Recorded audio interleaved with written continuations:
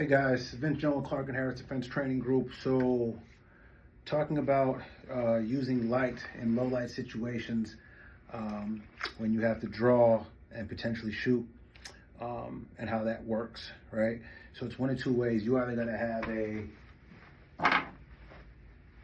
light that you can carry with you on your person and use this in some sort of way with, either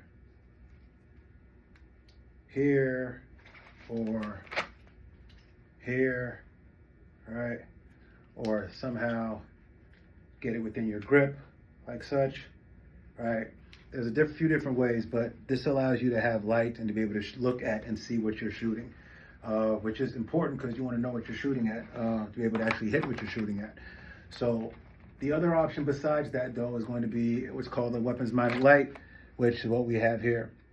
And the idea is that you're going to engage that as you're pressing out, give yourself a source of light, being able to shoot if you need be, then getting it off so you don't have a nice big target on your forehead of where your location is at. So it's one thing to actually get the light and have it on your gun. It's another thing to actually work on practicing your draws. So now you've introduced a new element within your drawing sequence that you have to take into consideration when you're working this, right? So, of course, you always start with a empty gun, no magazine, no rounds, and work on the process, right? You have your drawing sequence where you're drawing, you're accessing the gun, you're pulling, you're rotating, and you're getting it out, and you're picking up your sight alignment. But now you're either using your support hand or your shooting hand. I use my support hand to engage that light switch and then see what you're shooting at, get your shots off, and then come back in and disengage the light. So it adds a slight different element of movement while you're trying to get your sight alignment, because you're actually manipulating and moving the frame of the gun a little bit. And so that can cause your dot to bounce around a little bit.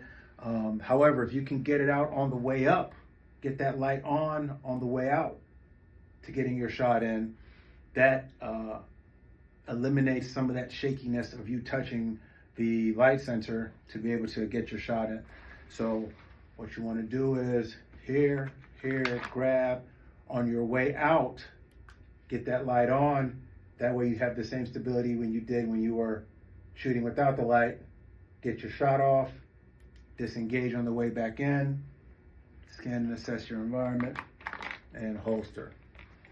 So, of course, situation awareness and your situation will dictate whether you need to even use a light, and keeping the light on and not turning it off can give away your position if you are using darkness to be able to keep you hidden. So, something to work on, something to put in your bag of tricks. I don't think a lot of people work their light situation, and you don't need live rounds. It'd be nice, but you can dry fire this in a dark room with your light out, just as such, right? And now you're here, and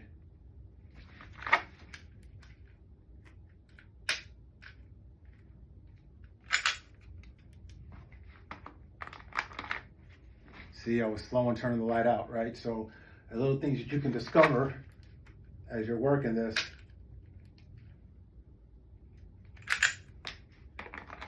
Because what you don't want is for the first time that you use this process to be in the middle of a